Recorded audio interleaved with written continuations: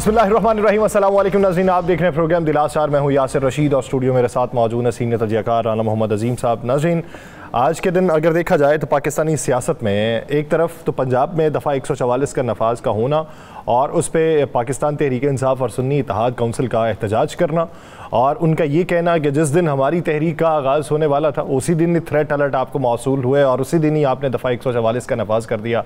और इसी बीच में आज मुख्तलिफ़ शहरों में जो लोग निकले, गिरफ्तारियाँ अमल में आईं और उनको एहतजाज से भी रोका गया। दूसरी तरफ खैबर पख्तूनख्वा वाले मामला जो हैं वो मज़ीद बढ़ते हुए दिखाई दे रहे हैं। उधर पाकिस्तान पीपल्स पार्टी के जो मुज़ाकरात हुए उन मुज़ाकरात का कोई हतमी नतीजा ना निकल सका। शाज़िया मरी साहिबा ने कहा कि हमने गैर मशरूत हिमायत का ऐलान नहीं किया और हम वो गैर मशरूत हिमायत कर भी नहीं सकते। उसका एलामिया ये मंजर आम पे आया कि वज़ीर-ए-आज़म ने कमेटीज़ तश्कील दे दी हैं और वो कमेटीज़ फ़ैसला ये करेंगी कि क्या इनके तहफ़्फ़ुज़ात हैं और उस पर सिफारिशात मुरतब की जाएंगी और बीच का रास्ता निकाला जाएगा। लेकिन बीच का रास्ता निकालने के लिए क्या अभी कोई चीज़ें हैं मौजूद हैं कि जिनके ऊपर बातचीत की जा सकती है? 92 पे कुछ ही देर पहले शाहिद खकान अब्बासी साहब मौजूद थे और उन्होंने कहा कि ये हुकूमत चलती हुई दिखाई नहीं दे रही, क्योंकि हुकूमत की जो तरजीहात हैं और हुकूमत के जो मामलात हैं वो चलने वाले दिखाई नहीं देते। बहुत सारे लोग और ज़ीरक सियासतदान ये बातें करते हुए दिखाई दे रहे हैं, तो हुकूमत को फिर इसकी समझ क्यों नहीं आ रही है? एक बुनियादी सवाल है।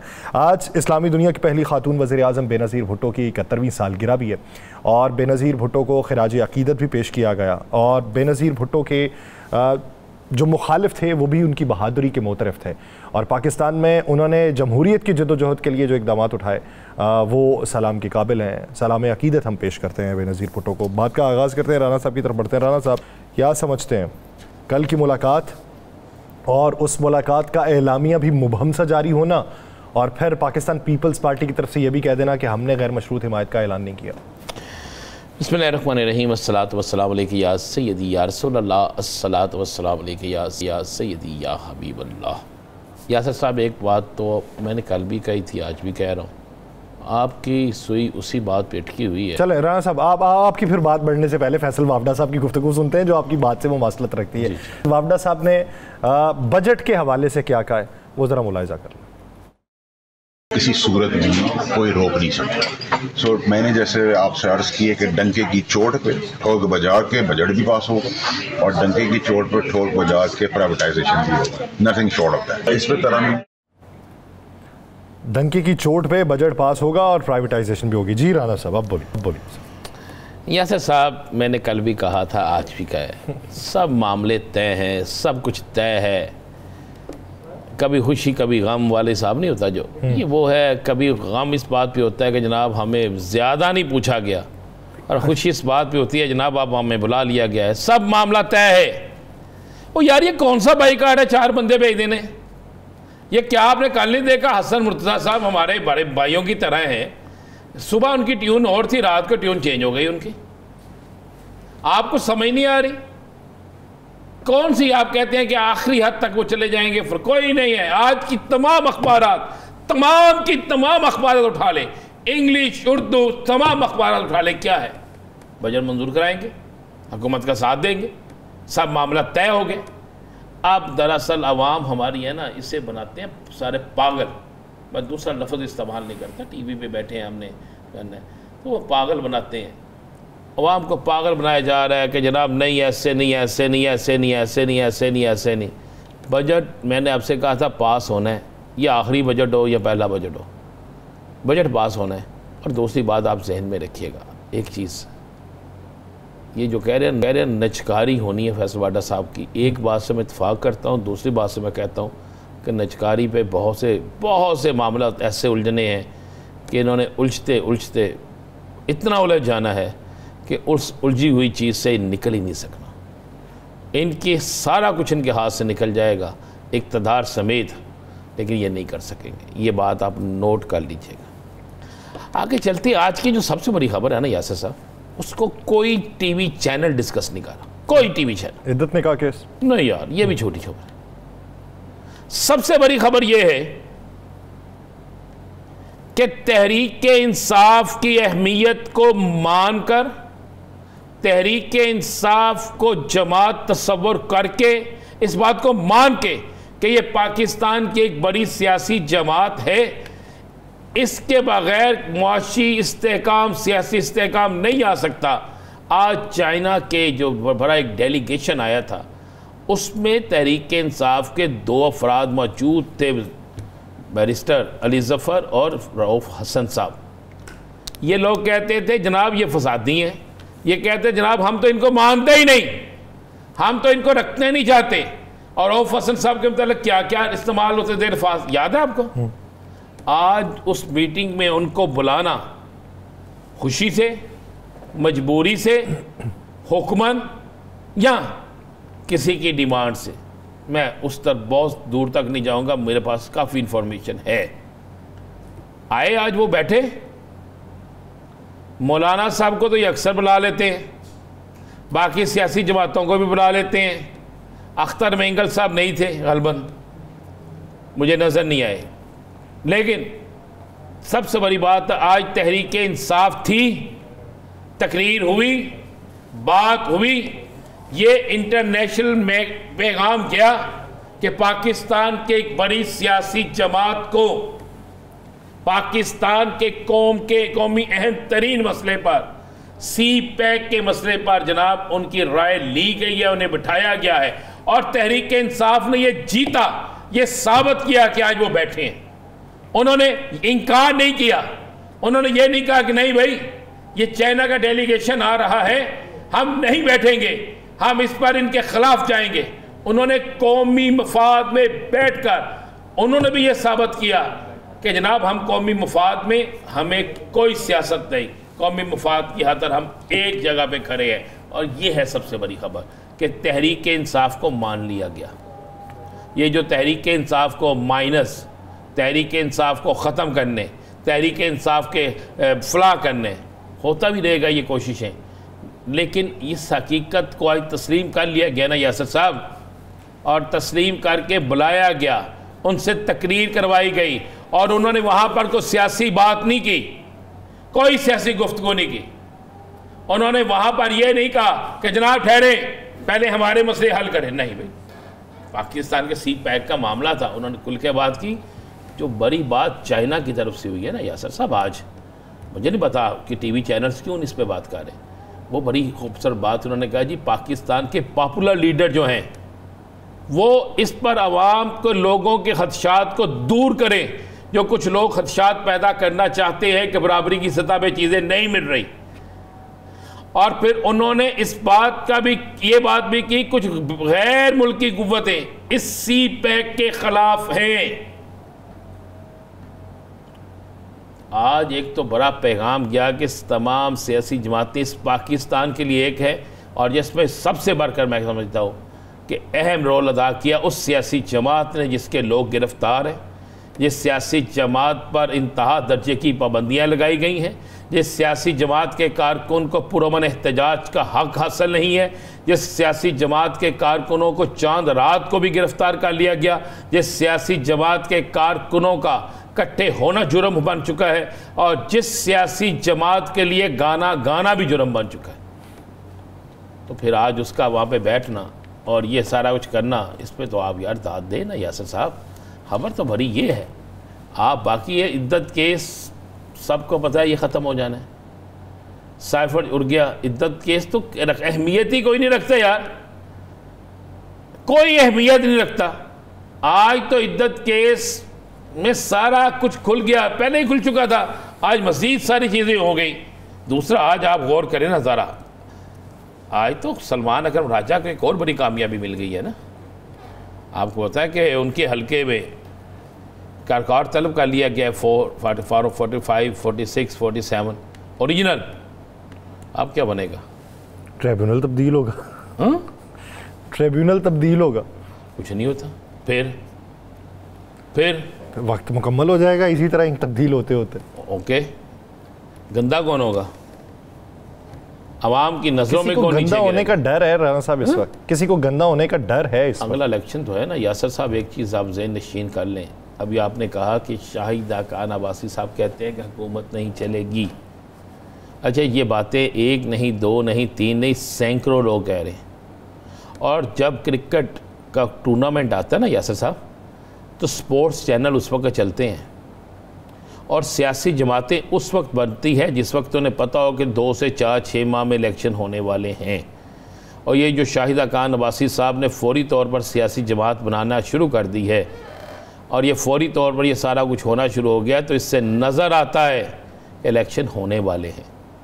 वो जो कह रहे हैं इसके पीछे उन्हें कुछ नज़र आ रहा है, तो सियासी नहीं तो 5-5 साल पहले कौन सियासी जमात बनाएगा भाई, किसके पास होगा? ये सियासी जमातें आपके यहाँ पे पाकिस्तान तहरीक-ए-इस्तेहकाम पाकिस्तान इलेक्शन से पहले बनी, कोई 2 साल पहले नहीं बनी, अचानक बनी ना जी। तहरीक-ए-इंसाफ पार्लियामेंटेरियन अचानक से बन गई, तो इसी तरह ये भी बन गई। इसका मतलब वो पुरानी पार्टी है, लेकिन वो मंजर आम पे अचानक से आई, वो इस वजह से कि उन्होंने लेटर हेड उनका इस्तेमाल कर लिया था। पार्टी तो पुरानी है, लेकिन मुर्दा घोड़ा। सुभान अल्लाह, कौन सी पार्टी पुरानी है? तहरीक जिनके लेटर हेड पे जमा करवाया गया आ गई ना मेरी जान जी, इलेक्शन में आए ना। पुराने तो आप और मैं बड़े हैं, लेकिन जब सामने आएंगे पता तो उसी वक्त लगता है ना। ये 2-3 चीज़ें जो है ना, खबरें तो आज की असल देखें तो ये खबरें हैं, और उसके बाद रंदी रूंदी ताड़ी जमात आपकी पसंदीदा जमात का बेड़ा गर्क कर दिया पसंदीदा शख्सियत ने, साबिक गवर्नर सिंध ने। उन्होंने जो इंटरव्यू दिया है उसमें जो उन्होंने इंकिशाफात किए हैं, अगर वो सच्चे हैं, अगर वो इंकिशाफात सच्चे हैं ज़ुबैर साहब के, तो फिर इसका मतलब है कि चचा के साथ गेम हो गई।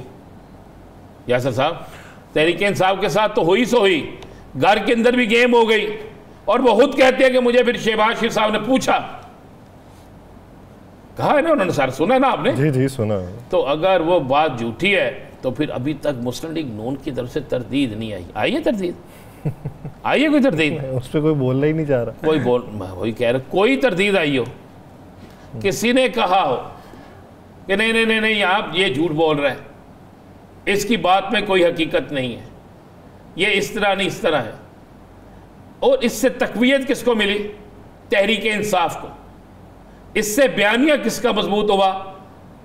बानी तहरीक इंसाफ का। ये तो बड़ी क्लियर सी चीज़ हो।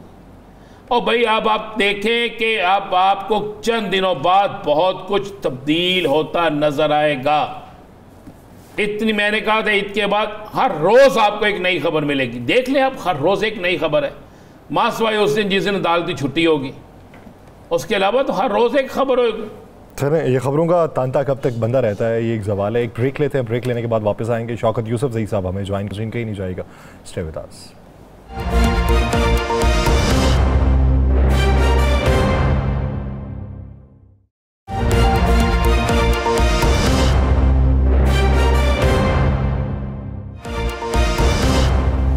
ब्रेक के बाद खुशामदीद नाज़रीन। अगर मामलात खैबर पख्तूनख्वा के देखे जाएँ और पंजाब से उसका मवाजना किया जाए, तो पंजाब से मवाजना करते हुए हमें ये मालूम पड़ता है कि पंजाब में जो खर्च हो रहा है वो खैबर पख्तूनख्वा में नहीं हो रहा। तो क्या उसकी बुनियादी वजह यह है कि वज़ीर आला खैबर पख्तूनख्वा अली अमीन गंडापुर खर्च कर नहीं रहे, या उनमें कैपेसिटी नहीं है, या उसके पीछे वजूहात कुछ और है, उनसे खर्च करवाया ही नहीं जा रहा, या कोई करवाना ही नहीं चाहता, कोई डिलीवर नहीं करवाना चाहता? ये एक सवाल है और ये समझने की ज़रूरत है कि मुख्तलिफ़ औक़ात में मुख्तलिफ़ सूबे जो हैं वो जिनकी हुकूमत वफाक में नहीं होती वो इस तरीके से बोलते हैं, लेकिन बहुत सारे लोग कहते हैं कि अली अमीन गंडापुर साहब बहुत ज़्यादा बोल रहे हैं। तो वो जो बहुत ज़्यादा बोल रहे हैं उसके पीछे कोई वैलिड रीज़न्स हैं या फिर वहाँ पर सियासत हो रही है? अब इसको क्लियर करते हैं कि असल मसाइल हैं क्या जिसकी वजह से उन्हें ज़्यादा बोलना पड़ रहा है, और उस पर वफाक का किरदार क्या है। इस बारे में बात करने के लिए हमें ज्वाइन किया है PTI के रहनुमा शौकत यूसुफजई साहब ने। शौकत साहब बहुत शुक्रिया आपके वक्त का। शौकत यूसुफजई साहब, आपने भी ये कहा कि पंजाब को पैसा दिया जा रहा है, KP को नहीं दिया जा रहा। अली अमीन गंडापुर साहब भी कहते हैं आप पंजाब को बिजली दे रहे हैं, KPK को उसकी कैपेसिटी के मुताबिक नहीं दे रहे। इसके पीछे वैलिड रीजंस कौन सी हैं कि आपको ये लगता है कि पंजाब के मुकाबले में आपके साथ नारवा सलूक रखा जा रहा है? बिस्मिल्लाहिर्रहमानिर्रहीम, बहुत शुक्रिया। देखिए, एहसासी महरूमी जो है ना, ये बहुत बड़ा जो वो होता है, नुकसान होता है, वो नुकसान है मुल्क का। अब जो एतमाद साजी है वो तब बहाल होगी जब आप चारों सूबों के साथ आप यकसान सलूक रवा रखेंगे। अगर चारों सूबों के साथ इसी तरह सलूक होता कि उनके जो बकायजात हैं या जो उनके जो शेयर बनते अगर उनको सबको नहीं मिलते तो हम कहते कि यार ये ठीक है, सबको नहीं मिल रहा है। लेकिन आप देखें कि हमारे जो सिर्फ नेट हाइडल प्रॉफिट का अगर आप देखें तो 1600 अरब रुपए इस वक्त बन चुके हैं हमारे, जो CCI से अप्रूव्ड है वो वफाक के जिम्मे है। अब आप पैसे नहीं दे रहे हैं और फाटा को जम किया गया है खैबर पख्तूनख्वा के साथ, उनके जो तनख्वाहें के पैसे वो नहीं मिल रहे पूरे। तो अमन अमान की सूरत हाल भी आपको पता है कि सर उठा रही है। फिर बीच में शदीद गर्मी है, लोड शेडिंग, आवाम को भी रोज़ाना हम जो है ना अमन अमान के सूरत हाल का हमें सामना रहता है, क्योंकि जगह जगह से जुलूस निकलते हैं। जो वापडा के एसेट्स हैं उनको भी महफूज करना है। तो एक तरफ ये कि जो वापडा है वो भी तावन नहीं कर रहा है, वफा की हुकूमत है वो भी तावन नहीं कर रही। तो आप मुझे बताएं, जब आप दीवार से लगाएंगे ना, दीवार से लगाएंगे तो उसका जरूर फिर उसका रद्द-ए-अमल होता है। अल-यमीन गंडापुर अगर कुछ बात कर रहा है तो वो सूबे के हकूक की बात कर रहा है। उन्होंने कल भी कहा कि वापडा के एसेट्स हमारे एसेट्स हैं, कोई उसको हाथ नहीं लगाएगा। लेकिन अगर कोई MPA कोई MNA लीड कर रहा है जुलूस को, जाके वहाँ आराम से बटन ऑन करता है, तो इसका मतलब ये है कि हम कोशिश कर रहे हैं कि ये जो जुलूस है, लोग हैं, ये मुश्तइल ना हो। अगर हम इसको लीड नहीं करेंगे और ये लोग इसी तरह हो गए तो फिर उनको कंट्रोल करना मुश्किल हो जाएगा। ये बात समझने की कोशिश होनी चाहिए। और ये हर जगह आपको पता है कि मूव होता है तो उसको कंट्रोल करना काफ़ी मुश्किल हो जाता है। तो इसीलिए हम बार बार जो अल-यमीन गंडापुर साहब को गुस्सा आ रहा है, वो कह रहे हैं कि जी एक तो हमें आप पैसे नहीं दे रहे और दूसरी तरफ आप हम ना हक दे रहे हैं, ना हमारे साथ जो कमिटमेंट करते हैं वो पूरी भी नहीं कर रहे हैं। अवैस लगारी साहब पानी बिजली के वफाकी वजीर हैं, वजीर दाखिला मोहसिन नकवी साहब, दोनों ने मिल बैठ के अल-यमीन गंडापुर साहब उनके साथ बैठे, सारे मामला तय हुए, कमिटमेंट हुई कि ये शेड्यूल जारी होगा। वो शेड्यूल जो है वो मिला और खैबर पख्तूनख्वा ने उसे जारी किया, लेकिन उस पर अमल दरामद नहीं हुआ। तो ये भी एक सुबकी उठानी पड़ रही है कि जी अल-यमीन गंडापुर साहब आप जा रहे हैं, बार बार उनसे मिल रहे हैं, आपकी बात ही नहीं मानी जा रही। तो एक देखिए, एक सूबे के अवाम ने मैंडेट दिया है और वो एक्सपेक्ट करते हैं कि सूबाई हुकूमत हमारे मसाइल हल करेगी। तो जहाँ देखिए हमने हेल्थ कार्ड दिया हुआ है, हेल्थ कार्ड जो है तकरीबन 5 अरब रुपए अब तक खर्च हो चुके हैं। बेचारे लोग हैं, गरीब, उनका इलाज हो रहा है। अब जाहिर है अगर आप पेमेंट नहीं करेंगे या बकायजात नहीं देंगे, सिर्फ ये ताने देंगे कि जी सूबे ने तो कर्जे लिए हैं, कर्जों पे चल रहा है, तो कर्जे तो हमारे ऊपर है, लेकिन 550 अरब रुपए का कर्जा है हमारे जिम्मे और हमारे 1600 अरब आपने दबाए हुए हैं, तो आप हमें दें, हम तो कर्जा फ्री सूबा है। तो ये सारी चीजें हैं कि हम कहते हैं कि जी अगर आपके पास पूरे पैसे नहीं है। शौकत साहब, आप बिल्कुल दुरुस्त कह रहे हैं। मैंने 2 दिन से मैं भी हम भी प्रोग्राम में खुल के बात कर रहे हैं KPK की, और KPK को उसका हक मिलना चाहिए, एहसास महरूमी दूर होना चाहिए। आप क्या समझते हैं, सारी गेम के पीछे कोई ऐसी सियासी कुव्वत तो नहीं है कि जो चाहती है कि यहाँ पर दंगा फसाद शुरू हो जाए, सरकारी इमलाक पर हमले शुरू हो जाए और उसकी आड़ में कुछ और कर दिया जाए? देखिए, बदकिस्मती से इस मुल्क में हुआ है, काफ़ी चीज़ें हुई हैं, तारीख भी गवाह है कि जब आपने जमहूरियत की तलपट करना होता है ना तो बहुत सारे फैक्टर्स सामने आ जाते हैं। लेकिन इस वक्त जो है ना, अल-यमीन गंडापुर साहब जो कुछ कर रहे हैं वो बिल्कुल अपने, उनके ऊपर भी प्रेशर है, उनके ऊपर KPK के अवाम का प्रेशर है। वो कहते हैं जी हमारे मसाइल हल क्यों नहीं हो रहे। तो देखिए, ये सारी चीज़ें मिलके अगर आप सूबे को उसका हक भी नहीं देंगे, आप उनके साथ कमिटमेंट भी पूरी नहीं करेंगे, तो आप मुझे बताएं कि दूसरा रास्ता क्या हो सकता है। हम तो देखें, हम ये कहते हैं कि अगर आपके पास पैसे नहीं हैं तो आप किस्तों में दे दें, हमें थोड़े थोड़े करके दे दें, जिस तरह PTI करती थी, 3 अरब रुपए वो माहाना देती थी हमें। तो हमारे जो इश्यूज थे, जो तरक्याती काम थे, वो चलते रहे, कभी रुकावट नहीं आई उसमें। लेकिन आप एकदम आप सब कुछ रोक देते हैं, आप कर्जे भी ले रहे हैं और कर्जे लेने के बाद आप खैबर पख्तूनख्वा को उसका शेयर भी नहीं दे रहे हैं। फिर फाटा देखें ना, साबिका फाटा जो है वो पूरा एक खैबर पख्तूनख्वा के बराबर, तो वो भी है, अब वो भी है और उसको आप उस तरक्की नहीं हो रही है जिस तरह उसको डिमांड थी उनकी, क्योंकि पैसा नहीं है। अच्छा शौकत यूसुफ साहब, एक बात समझाइएगा, PTI के दौरे हुकूमत में सिंध भी ये क्लेम करता था कि हमारे वाजिबात नहीं दिए जा रहे, सिंध भी ये क्लेम करता था कि लोड शेडिंग की मसाइल का हमें भी सामना है। लेकिन सवाल ये है कि अब मौजूदा सूरत हाल में आप उस सिंध से क्या मज़ीद मुश्किलात का शिकार हैं, या फिर वो सियासत थी और ये जेन्युइन मसाइल? देखिए, सिंध हुकूमत का अभी आप देखें ना कि सिंध की जो पीपल्स पार्टी है वो मरकज में बैठी हुई है ना, और बिल्कुल उस बार्गेनिंग पोजीशन में बैठी हुई है। लेकिन क्या सिंध के मसाइल हल हो गए?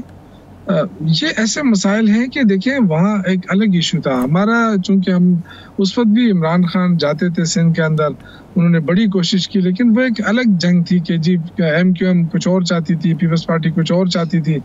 वो उन चीज़ों में, झगड़ों में सारा वक्त ज़ाया हुआ। तो मेरे ख्याल से सिंध भी उसी तरह इम्पोर्टेंट है जिस तरह KP इम्पोर्टेंट है हमारे लिए, या पंजाब उस तरह इम्पोर्टेंट है। ये कहना कि जी पंजाब को मिल रहा है हमें नहीं मिल रहा है, उस पर हम ये नहीं कह रहे हैं। हम ये कहते हैं कि अगर मरियम नवाज आए रोज़ कोई वो इफ्तिताह कर रही है और रोज़ कह रही है कि जी मैं आप ये मसला स्टार्ट कर रहे हैं, वो उसके पास पैसे कहाँ से आ रहे हैं? इसका मतलब है कि वफाक उसको सपोर्ट कर रहा है। तो फिर बाकी सूबों को क्या ये हमें सजा मिल रही है कि जी लोगों ने PTI को वोट दिया है? ये लोगों में एहसासी महरूमी हो रही है। मैं इसलिए अर्ज कर रहा हूँ कि ये चीज़ खतरनाक है। एहसासी महरूमी जो है ना, ये सबसे बड़ा खतरा होता है किसी भी उसके लिए। देखिए, अगर इस मुल्क के अंदर जमहूरियत है तो जमहूरी अंदाज में सब कुछ हो सकता है, लेकिन आप देखें ना कितना बड़ा डिफरेंस है कि आप लाहौर के अंदर आप मुजाहरा नहीं कर सकते, अटक से पार उस तरफ मुजाहरा नहीं कर सकते, करेंगे तो आपके मुकदमे होंगे, गद्दारी होगी, FIR कटेंगे, जेल जाएंगे। क्यों? वहाँ पे जमहूरियत ही नहीं है। जमहूरियत ख़त्म कर दी आपने, लोगों की आवाज़ सब कर दी है, आप किसी के इंसानी हकूक़ की आप पासदारी नहीं कर रहे हैं। तो ये सारी चीज़ें हैं कि हम भी इस तरह खामोश बैठ जाएं, मतलब हम भी कोई आवाज़ ना उठाएं, या अली अमीन गड्डापुर जो कुछ कर रहा है क्या वो बिल्कुल खामोश बैठ जाए? इसका फ़ायदा किसको होगा? लोग तो देखें ना, लोग तो अपने मसाइल का हल चाहते हैं। आप पैसे बंद कर देंगे वो सूबाई हुकूमत के ऊपर, तो सिर्फ ये तो नहीं है ना कि आप कहेंगे जी हमारे पास पैसे नहीं है। भाई पैसे नहीं है तो फिर पंजाब में कैसे तरक्याती काम हो रहे हैं? वहाँ भी अगर ऐसे अगर ऐलानात ही करने हैं, आपने झूठे ऐलानात कर रहे हैं, तो आप हमें चुपके से बता दें कि हम ये ऐलानात झूठे कर रहे हैं। तो ये सारी चीजें शौकत यूसुफ साहब, आज एक बहुत बड़ी डेवलपमेंट हुई है कि उस पर आपकी राय लेना चाहते हैं कि आज तहरीक इंसाफ के अली ज़फ़र साहब और रऊफ़ हसन साहब को बाकायदा हुकूमती उस मीटिंग में मौजूद थे जहाँ पे चाइना का वफ़द आया, और ये बड़ी अच्छी बात है। तमाम सियासी जमातें थीं और तहरीक इंसाफ का भी वहाँ होना और फिर एक यकजहती का मुजाहरा करना। क्या आपको आने वाले वक्त में ये यकजहती बढ़ती हुई नज़र आ रही है? क्या दूरियां बढ़ती हुई नजर आ रही हैं? देखिए, जहाँ तक चीन का बात है, चीन के साथ जो ताल्लुकात हैं, वो तो कोई भी पार्टी अफोर्ड नहीं कर सकती कि आप चीन के साथ मामलात बिगाड़ें या उनको नाराज करें। इसी तरह सऊदी अरब है। तो कुछ ममालिक ऐसे हैं जिनके साथ हमारे बड़े क्लोज रिलेशंस भी हैं और बड़े एतमाद के ताल्लुकात हैं, तो वो तो किसी तौर पे भी शेडेड नहीं होने चाहिए, चाहे वो जिसकी भी हुकूमत हो। तो मेरे ख्याल से इस कंटेक्स्ट में देखा जाना चाहिए, तो ये अच्छी बात है। अगर PTI उसमें शामिल हुई है तो मैं उसको अच्छा समझता हूँ, क्योंकि जो CPEC का वो है, वो तो सारी जमातों उस पर एग्री हैं, कोई इशू नहीं है उसके अंदर।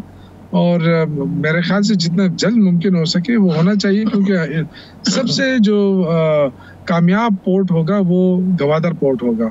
आप देखें कि जो दुबई का वो है, वो इतना वो पड़ रहा है उनसे 3 से कई 100 किलोमीटर की बात है। तो मेरे ख्याल से ये तो बहुत ही अच्छा हो जाएगा कि अगर गवादर जल्दी मुकम्मल हो, साथ CPEC के तमाम लवाजमात पूरे हो, तो इससे पाकिस्तान उठेगा, तरक्की करेगा। लेकिन बदकिस्मती मैं आपको बताऊं, साथ साथ ये भी चल रही है कि इस वक्त देखें ना, फोकस ये होता है कि जी IMF से कर्जा ले लें, और IMF से कर्जा ले लें, आवाम को मार दें। देखिए ना, कुछ चीज़ें ऐसी होती हैं जिसमें आपने आवाम का भी ख्याल रखना है, लेकिन इन हुक्मरानों को इसकी फिक्र ही नहीं है। आए रोज़ बिजली महंगी कर रहे हैं, इनको शर्म ही नहीं आ रही है। लोग बल्ब जलाने के वो नहीं कर सकते हैं, ऊपर से ये झूठ बोलते हैं कि जी देखें ये तो लाइन लॉसेस हो रहे हैं। लाइन लॉसेस का तो नाम ही नहीं लिया जा रहा है, बिजली चोरी हो रही है। भाई आपने जब इतने बड़े बड़े मंसूबे किए थे और आपने जो वायदे किए थे IPPs के साथ, तो आपने कैपेसिटी, जो जनरेशन कैपेसिटी आपकी, वो कितनी थी कि आपने इतने बड़े बड़े वायदे कर लिए। जो अरबों रुपए आपको देने पड़ रहे हैं चार्जेस के, कैपेसिटी चार्जेस के, तो वो आवाम से उसका कचूमर क्यों निकाल रहे हैं? गलतियां तो आपने की हैं, कौम से माफी मांगे। आपने क्यों इस तरह के वायदे किए जब आपके पास तकसीम कार नहीं है? आप बिजली को उस तरह स्टोर नहीं रख सकते, उसको तकसीम करने के लिए आपके पास अपग्रेड नहीं किया आपने लाइनों को, तो आपने क्यों वायदे किए थे? आपने कितना अरसा गुजर गया उसको, वो मुसलसल पाकिस्तान उसी वजह से तो डिफॉल्ट की तरफ बढ़ रहा था कि आपके पैसे जाया हो रहे हैं, तरक्की पे पैसे नहीं लग रहे हैं। शौकत यूसुफजई साहब, एक आखिरी सवाल ये है सर के पंजाब में दफ़ा 144 है, PTI जो है वो मुल्कगीर तहरीक का ऐलान कर चुकी है कि खान साहब की रिहाई के लिए वो तहरीक चलाएगी।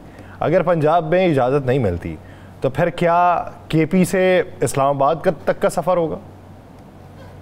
देखिए, मैं तो इसकी शदीद मजम्मत करता हूँ, क्योंकि इन्होंने पुलिस स्टेट बना दिया है पंजाब को, और ये खौफ है मरियम का, और कि वो एक पुरअमन, यानी यहाँ पे खैबर पख्तूनख्वा में आज हुए, मैंने खुद लीड किया है शांगला में, बहुत बड़ी रैली हुई, लेकिन देखिए पुरअमन रैली हम मुतालबा ही कर रहे हैं ना, बाकी हमारे केसेस उसमें अदालतों में केसेस चल रहे हैं, हम अदालतों को फेस कर रहे हैं, तो बाकी तो देखिए हम तो रैली के जरिए कोई इमरान खान को बाहर तो नहीं ला रहे हैं, हम तो अपना डिमांड कर रहे हैं जो जमहूरी मुल्कों में होता है। अगर आप इसकी इजाजत नहीं देते तो इसका मतलब है आपको खौफ है, और उस खौफ की वजह से आप इतने परेशान हैं कि जी ये होगा क्या।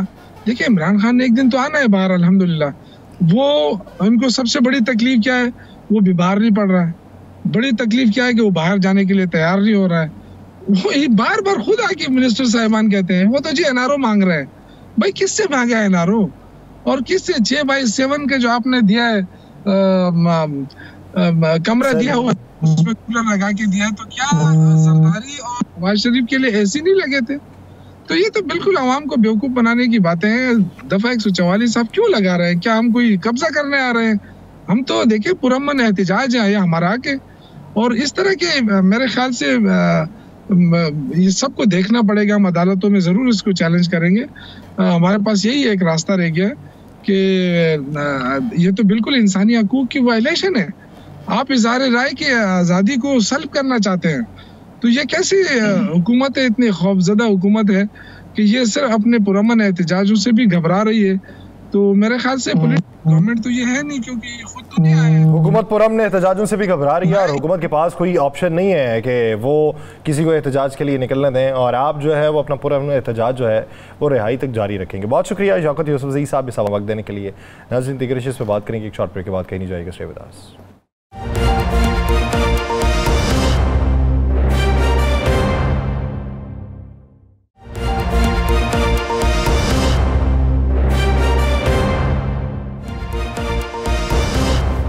ब्रेक के बाद खुशामदीद नाज़रीन, सूरत हाल इस नहज तक पहुंची हुई है कि मुज़ाकरात भी होते हैं, लेकिन मुज़ाकरात के बाद फिर भी बातें इस तरह बयान की जाती हैं कि जिस तरीके से मुज़ाकरात करने के कोई मकासद ही नहीं थे, और उसके पस पर्दा के हक़ाइक़ कुछ और हैं। वफाक की सतह के ऊपर एक दूसरे से मुज़ाकरात, और फिर ये भी कहा जा रहा है कि मौलाना फजलुर रहमान साहब जो हैं वो नून लीग के साथ उनकी कुर्बतें बढ़ रही हैं। तो उसके पीछे कितनी हकीकत? राना साहब, कहा जा रहा है कि मौलाना के भाई जो हैं वो कमेटी की सरबराही फिर मिलेगी, कुर्बतें कम हो रही हैं। उन्होंने भी शुक्रिया अदा किया रहमान साहब ने। क्या ये हुकूमत के साथ कुर्बतें बढ़ रही हैं या हुकूमत बढ़ाना चाह रही? मेरे पास इतला ये है कि ऑफ़र की गई थी बलूचिस्तान में वज़ीर आला, जिसकी एक बड़ी शोर मचा था कि वज़ीर आला तब्दील हो रहा है, डिप्टी चेयरमैन सेनेट और कुछ वजारतें, कुछ कमेटियों की चेयरमैनशिप। लेकिन मैं आपको ये मुसद्दका आपको इतला दे रहा हूँ, मुसद्दका इतला, मौलाना साहब नहीं माने। और मौलाना साहब देखिए, ये जो चेयरमैनशिप होती है ना सेनेट के अंदर कमेटियों की, ये एक आम सी बात है, ये हर सियासी जमात को मिलती ही मिलती है। लेकिन अगर आप ये कहें कि मौलाना फजलुर रहमान साहब जो हैं वो हुकूमत की कश्ती में बैठ जाएंगे, तो ये कागज़ पकड़ के लिख लें, वो हुकूमत की कश्ती में बैठेंगे नहीं, पीपल्स पार्टी हुकूमत की कश्ती से निकलेगी नहीं। दो चीज़ें ज़हन में रखिएगा, पीपल्स पार्टी हुकूमती कश्ती से निकलेगी नहीं, मौलाना हुकूमती कश्ती में बैठेंगे नहीं। अब मौलाना साहब की जो कमेटी है, जो उनकी एग्जेक्टिव काउंसिल है ना, तो वो इस बात की इजाज़त देती है, और मौलाना साहब को भी इस बात की समझ आ गई है कि उन्होंने जद्दोजहद अब जो की उसमें उनके हिस्से कुछ नहीं आया, और जो लोग उनसे जद्दोजहद करवाते रहे वो सारा कुछ लेकर चले गए। तो ये मुझे नहीं नज़र आ रहा कि कोई ऐसा हो। ऑफर्स होती हैं, डील होती है, डील की कोशिशें होती हैं, वो कौन सी सियासी जमात है जो डील नहीं करती, वो कौन सा सियासी लीडर है जो मुज़ाकरात नहीं करता। लेकिन मैं आपको ये बात मुसद्दक़ा बता रहा हूँ कि मौलाना साहब इक़्तिदार की कश्ती में नहीं बैठेंगे। मौलाना साहब किसी सूरत में इस इक़्तिदार की कश्ती में नहीं बैठेंगे। और आप ज़हन में रखिएगा, अब हालात आज से 100 दिन पहले जो हालात थे, अब वो हालात नहीं रहेंगे। आपको डे टू डे हालात बड़ी तेज़ी से तब्दील होते नज़र आएंगे। अगर बकौल फैसल वाडा साहब बजट डंगे की चोट पे पास होगा, बकौल फैसल वाडा साहब तमाम की तमाम नचकारी होगी और बजट मंजूर होगा, तो बजट जो बनाया गया वही मंजूर होगा ना, और नचकारी वही होगी जो तमाम अदारों की है। तो आप समझते हैं कि इस सारे मामले के बाद कोई पाकिस्तान की हुकूमत, चाहे वो जितनी मर्जी तगड़ी हो, चाहे उसके पास सब कुछ हो, वो सरवाइव कर सकती है?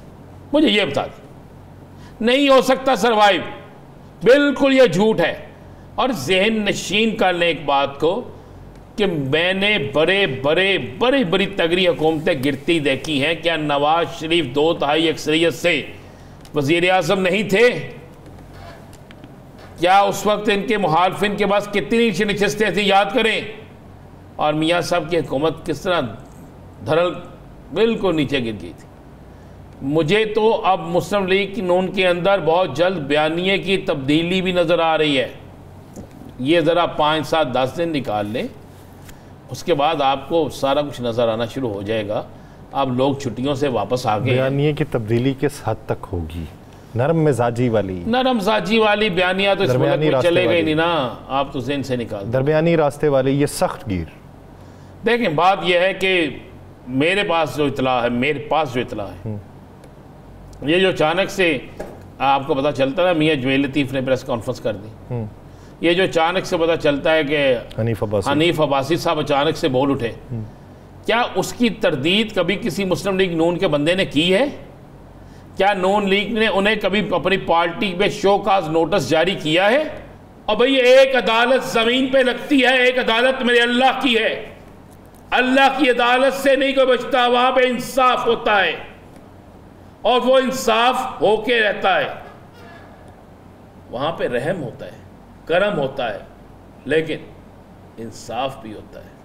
जब इंसाफ मांगा जाता है तो मेरा मौला इंसाफ देता है, जो इंसाफ नहीं भी मांगता इंसाफ फिर भी होता है, तो वहाँ पे तो इंसाफ ही होना ना। अब सुप्रीम कोर्ट के बाहर कुरान मजीद पकड़ कर गए हैं लोग। मज़ा तो तब था कि जनाब वो वहीं पे MKM, पीपल्स पार्टी, मुस्लिम लीग नून के लोग जाते, जिनके मुखालफिन वहाँ गए थे, वो कहते जनाब आए, हम भी उठा के कहते हैं कि हम जीते हुए हैं, फिर रखते दोनों वो, बल्कि वो साथ में जाते सुप्रीम कोर्ट में कि जनाब सुने आप हमारा केस, रखें हमारे सामने फार्म, इनके रखें हमारे भी फार्म, तस्दीक कराएं, चेक करें कौन जीता कौन हारा। ये होती है आला सफ़ी, ये होता है इंसान के अंदर का बड़ापन। ये करें, आप ही समझाओ यार, समझाओ किसी को, करें, क्यों नहीं करते ये? मैं तो एक ऐसे उम्मीदवार को भी जानता हूं, मुझे नहीं यकीन था कि वो 300 वोट ले जाएगा, और उसकी लीड इतनी बड़ी मैंने देखी, मैं परेशान हो गया। वो खुद परेशान हो गया कि मैं तो एने कहे भी नहीं सन, वो खुद परेशान हो गया ना। तो ये तो फिर चलने देना यासर साहब, ये देखे तो सही आगे होता है क्या। ये तमाशा शुरू होने वाला है और इस फिल्म का भी दी एंड होने वाला है, आप ज़हन में रखिएगा। बिल्कुल फिल्म का दी एंड होने वाला है। आप भी यहीं पे हैं, हम भी यहीं पे हैं। अब कुछ ना कुछ हल निकलने वाला है। नहीं, अगर हल नहीं निकलेगा तो फिर ये कश्ती सबकी डूबेगी। अगर कोई समझे कि सिर्फ एक की कश्ती डूबेगी बाकी नहीं डूबेगी, कश्ती फिर सबकी डूबेगी। फिर चप्पू किसके हाथ में रह जाता है, फिर उस चप्पू से कौन क्या चलाता है, फिर ये वक्त बता देगा। लेकिन एक ज़हन में रखिएगा कि हूँ गल बद गई हो, मुख्तारा तो दौड़ गया हुआ, मुख्तारा तो जोर ही आना था, मुख्तारा नहीं यहाँ पे कहाँ पे रहना था अब तो। लेकिन अब और भी तो कई मुख्तारे आ गए हैं ना यासर साहब। तो वही तो हमने यासर साहब लिया हुआ था अपने साथ, सायरा बानो साहिबा वो नहीं है हमारे साथ, अभी तक ज्वाइन नहीं कर सकी। अच्छा, यानी उनके फ़ोन पे करें, ज्वाइन कर लेंगी वो, तो उनके पास तो ख़बरें भी काफ़ी होती हैं। लेकिन यासर आज एक और चीज़ भी आप देखें ना, हम एक चीज़ को आज डिस्कस नहीं कर रहे, आप उस चीज़ को ज़रा और करें। आज मरीम साहबा के को भी नोटिस हो गया ना कि वो बाई रिटर्न लिख कर भेजें, उनका जवाब दें। उनके वकील जो हैं वो मैं शराफत वाले हलके में, अब कितने एक हलकों के आज जज बदलेंगे मुझे बता देना। बदल दे जाओ जज, बदल दे जाओ जज। हम एहतजाज की बात कर रहे थे, मैं आपको खबर दे रहा हूँ, तहरीक इंसाफ के कारकुनों की एक बहुत बड़ी तादाद ने लेटर लिख दिया है बानी चेयरमैन को, तहरीक इंसाफ के बानी को, बानी तहरीक इंसाफ इमरान खान साहब को, और कुछ उनके करीब तरीन लोगों को जो मुलाकात करते हैं उनके तक पैगाम पहुँचाया है कि किस किस शहर में कौन कौन सा लीडर जो है वो किसके लिए काम कर रहा है और रैलियां किस तरह नहीं निकाल रहे, रैलियां किस तरह निकालनी चाहिए, किस तरह कारकुनों को मुनज़्ज़म करना चाहिए, कौन क्या नहीं कर रहा। बल्कि मेरे पास एक फुटेज आई, मेरे पास मौजूद है फुटेज, में हंस रहा था उस फुटेज को देख के कि एक बड़ा ज़िम्मेदार शख्स जो है वो भी कुछ 40 लोगों के साथ जा रहा था। इस तरह सियासी जमातों के रहनुमाओं की तहरीकें नहीं चलती। तहरीकें चलाने के लिए आप देखें, पिंडी में लोग निकले ना, गिरफ्तारियां बिल्कुल हुई, बिहारी में निकले गिरफ्तारियां हुई, सियारगोल में निकले, जंग में निकले, कोई शहर है जहां पे लोग निकले। मैं लाहौर में मैंने देखा बड़ा अच्छा जुलूस निकाला एजाज भुट्टर और यासर गिलानी ने, मेरी तवक्को से कई गुना अच्छा जुलूस निकाला। नहीं निकला तो उन लोगों से नहीं निकला जुलूस जिन्होंने वैसे जुलूस निकाल दिया, ओहदेदार है वो। और सुनने में आया, खबर आपको दे रहा हूं कि तब्दीली होने लगी है। ऐसे तमाम लोग जो ये खुद किसी को फ़ोन करके कहते हैं मेरे घर छापा मार लो, ये ना आएगा सुबह मन जुलूस करना भाई, ऐसे भी हैं। मैं आपको एक खुदा की कसम खा के बता रहा हूँ, मुस्लिम लीग नून का दौर था, तहरीक निजात थी, मैं आई विटनेस हूँ इस बात का। तो एक शख्स जो है उसने, मैंने एक जगह से गुजर रहा था, उस वक्त टीवी नहीं हुआ करते थे, अखबारात हुए थे, तो मैंने 4 फोटोग्राफर खड़े देखे, तो मेरे दफ्तर के पास ही थे वो जिस अखबार में मैं काम करता था।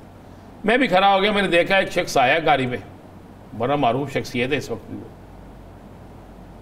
और वो नीचे उतरा है। उस उतरते ही उसने फ़ोन किया, एक पुलिस की गाड़ी आई है, वो खड़ी हुई है, वो गाड़ी के ऊपर चढ़ा है, उसने ऊपर चढ़ के इस तरह उंगली का निशान बनाया है। सब फोटोग्राफर से टक टक टक टक तस्वीरें उतारी हैं, वो उसको लेकर चले गए हैं। मैं कहा यार ये कैसी गिरफ्तारी है? उन्होंने कहा जनाब गिरफ्तारी ये उस वक्त थी जब मियाँ साहब वापस आ रहे थे ना, तो इसी दिन मियाँ साहब कहते हैं ना कि जो मैं क्या कि कदम और ये नवाज शरीफ हम तुम्हारे साथ हैं, पीछे मुड़ के देखा कोई भी नहीं। तो ये उस वक्त का वाक़या। बहुत से लोग गिरफ्तारियाँ खुद दे देते हैं और मिली भगत से देते हैं, पुलिस के साथ पुलिस के नंबर बन जाते हैं और अपने भी नंबर बन जाते हैं, तस्वीरें भी अखबारात में छप जाती हैं और बल्ले बल्ले भी हो जाता है, आगे के लिए नंबर भी उनके सेट हो जाते हैं और फिर पता लगता है अचानक से उनकी बेल भी हो गई है। और कई ऐसे लोग जिनका कसूर कोई नहीं, उनकी बेल ही नहीं होती, देखा ना आपने। तो यासर साहब, अब सुनने में आया कि तहरीक इंसाफ के अंदर भी सफाई का अमल शुरू होने लगा है। और वो अभी होगा? अभी होगा, बिल्कुल अभी होगा। मैं आपको ये बिल्कुल मुसद्दक़ा इतला दे रहा हूँ, बिल्कुल अभी होगा। इसलिए अभी होगा कि कारकुनों की डिमांड है और कारकुनों की डिमांड को हमेशा माना जाता है। सफाई के अमल में क्या इलेक्टेड मेंबर्स भी होंगे या इंतज़ामी तौर पे शहरों की सतह के ऊपर जिनको? पहले तो जाएगा ज़िम्मेदारान, ये जो ओहदेदारान है ना, फिर उसके बाद अगर कोई MP MNA कोई मेंबर होगा वो नहीं कर रहा तो एक वार्निंग लेटर होगा, उसके बाद वो भी फारिग हो सकता है। फिर आखिरी कई लोग ऐसे होते हैं ना, फिर वो आखिरी इलेक्शन होता है उनका। ज़हन नशीन रखें ना, अगर शाहिदा खान अब्बासी साहब कह रहे हैं कि ये असम्बली चलती नहीं नज़र आ रही, तो फिर जहन में रखे असम्बली नहीं चलनी तो उन्होंने अकेले के असम्बली में इचार डालना है। जब टूटेगी तो सारे घर जाएंगे, फिर कोई ये समझे कि मैं बच जाऊँगा कि मैं फ़लाँ जमात का हूँ। नहीं नहीं नहीं, असम्बली डिज़ॉल्व हो तो सारे घर जाते हैं। और ये बदकिस्मती ये है कि ये पाकिस्तान की वाहिद असम्बली है जिसके 100 दिन बाद ही लोग बातें करना शुरू हो गए हैं कि ये हुकूमत नहीं चल रही। और खाली तहरीक इंसाफ को तो छोड़ देना, साइड पे कर दें, सुन्नी इत्तेहाद कौंसिल को साइड पे कर दें। ये बात कौन कर रहा है? ये बात मुस्लिम लीग नून के साबका लोग कर रहे हैं। ये बात जो है वो फारूक सत्तार की तकरीर से निकल आती है, ये बात जो है ज़ुबैर अहमद के गुफ्तगू से निकल आती है, ये बात मुफ्ता इस्माइल की गुफ्तगू से निकल आती है, ये बात जो है खोखर साहब की गुफ्तगू से निकल आती है। मारूफ तरीन तजियाकार भी यही बात कहते हैं, तो भी पीछे रह के जाता है। चले इसी बात में और भी इजाफत डालते हैं। GDA की रहनुमा सायरा बानो साहिबा हमें ज्वाइन कर सायरा बानो साहिबा बहुत शुक्रिया आपके वक्त का। सायरा बानो साहिबा, पाकिस्तान पीपल्स पार्टी कहती है गैर मशरूत हिमायत नहीं करेंगे जी। हमने वाज़े तौर पे पाकिस्तान मुस्लिम लीग नून को बता दिया, क्या ये, और फैसल वावड़ा साहब कहते हैं कि डंके की चोट पे बजट पास होगा, जो कोई मर्जी कर ले। पीपल्स पार्टी के जो इस वक्त मूव है उसके पीछे की हकीकत क्या? अस्सलाम वालेकुम। वालेकुम अस्सलाम। सिंधी में एक लिखा था नानी वेड़ो, कि ये सब नानी का वेड़ा है, इनकी बका जुड़ने में है। ये बस ऐसे ही थोड़ा सा वोटर्स को बताने के लिए और ये बात बताने के लिए हर जमात और पीपल्स पार्टी ने ऐसे वो किया, वरना सारी बातें इन लोगों की तय हुई हैं और इसमें कोई भी ना आवाम का मुफाद है ना मुल्की मुफाद है। मसला ये है कि जो CM पंजाब है वो इनकी कोई बात मान नहीं रही, वहाँ पर इनके गवर्नर साहब की कोई चल नहीं रही। तो ये इक़्तिदार और ओहदों और पावर की जंग है, इसमें कोई ना आवाम का है ना उनको इतना दर्द है कि इस बजट ऐसा बना है और इस बजट में वो इस वजह से वोट नहीं देंगे कि इससे पिसी हुई आवाम और दबेगी। ये बस ऐसे ही है। और उससे पहले आप गुफ्तगू कर रहे थे कि कुछ बात गश सुन रहे हैं, खजाने में पैसा होगा तो घर चलेगा ना। कोई भी हुकूमत आ जाए ये ना चला सकी। जो आगे अगर नया सेटअप लाने की कोशिश करते हैं तो इस ये लुटा पुटा खजाना, खाली खजाने के साथ कौन मुल्क चलाएगा? खजाने में पैसा ही नहीं है। जो मुल्क के इदारे हैं उनको आप आउटसोर्स करना चाहते हैं। टैक्स नेट में आप किसी को ला नहीं सके, आप अशराफिया की मरात नहीं खत्म कर सकते, आप सब्सिडीज नहीं खत्म कर सकते, आप बाकी चीजें जितना आवाम को निचोड़ना है वो निचोड़ने जा रहे हैं। लेकिन अब वो कहते हैं ना कि अब वो कुछ भी नहीं मिलेगा। अच्छा, तो हालात इतने बदतर हो गए हैं। अगर ये सोच रहे हैं ना कि अगर ये बाज़गश्त हमने भी सुनी है कि कौमी असेंबली के इलेक्शन होंगे, कोई 5-6 माह के अंदर होंगे, तो खजाने में जब कुछ है ही नहीं, आप हर इदारे की अबतर हालत देखें, तो ये कौन आके मुल्क चलाएगा? जी सायरा साहिबा, सुना है मौलाना साहब ने भी इसका इशारा दिया है कि बड़ी बहन फिर भी नाराज़ है और वो कहती है कि नहीं भाई ये मामला ठीक नहीं है, मैं इस पे राज़ी नहीं हूँ। सर बड़ी बहन को और क्या चाहिए? बड़ी बहन की बेटी वजीर आला है, भरा वजीर आजम, समधी को आपने डिप्टी वजीर आजम बना दिया।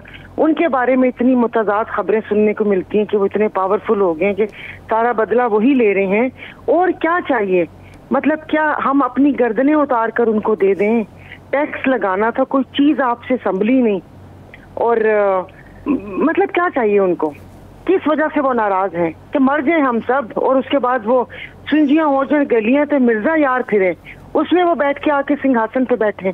मुल्क का ये हाल तो इन लोगों ने कर दिया कि नोच नोच के अभी भी नहीं शर्म आ रही कि कहीं कोई, वो कहते हैं ना कि कोई अपनी कुटिया लेके किसी तारकुल वतन हो जाए, निकल जाए यहाँ से, नहीं चाहिए हमें ये अभी भी आस लगाकर बैठे हुए और कहते हैं कि अब मौका मिला तो अब तो सिर्फ इजराइल को ही मौका दे देंगे लोग, हमें नहीं इनका कोई मौका चाहिए। जिंदगी अजीरन करके रख दी है यहाँ पर। आप यकीन नहीं करें, लोग बिजली के बिल नहीं दे सक रहे, खाने को नहीं है। और आपको इल्मुल आदात का बताऊं एक चक्कर, 47 में पाकिस्तान बना, फिर 76 साल बाद साडा फॉर्म 47 का सारा कुछ आया। गर्मी भी 47 डिग्री तो घट नहीं जा रही। और यहाँ सक्खर बैराज का दरवाजा नंबर 47 तबाह हो गया है और पानी पीछे से बंद करवाया गया है। पंजाब वालों की मौजें हो गई हैं और यहाँ पर हमारी फसलें, गंदुम में इन्होंने हमें मार दिया है। और जो कपास जो है वो कपास भी नहीं उगा सकते कि पानी बंद किया कि सक्खर बैराज का डोर नंबर 47 बिल्कुल तबाह हो गया है। अब वो जब तक बैराज बंद करेंगे वो बंद कर आएगा, फिर हमें पानी मिलेगा। मैं 47 वैसे तो 47 वाले तो बड़ी मौज पे थे, ये पहले ही आपके मुंह से सुना है कि 47 वाले तबाह हो गए। 47 ही गायब कर दिया वाले बोझ में ना, इस 47 की वजह से तो मुल्क की ये जो सियासी अदम इस्तेकाम, माशी अदम इस्तेकाम, एक नहूसत सी छाई हुई है। आप यकीन नहीं करें, मतलब मैं आपको कैसे बताऊं कि वो तो माशी तौर पे तो लोग परेशान हैं, जिंदगियों से वैसे भी खुशियां चली गई, किसी को समझ नहीं आती।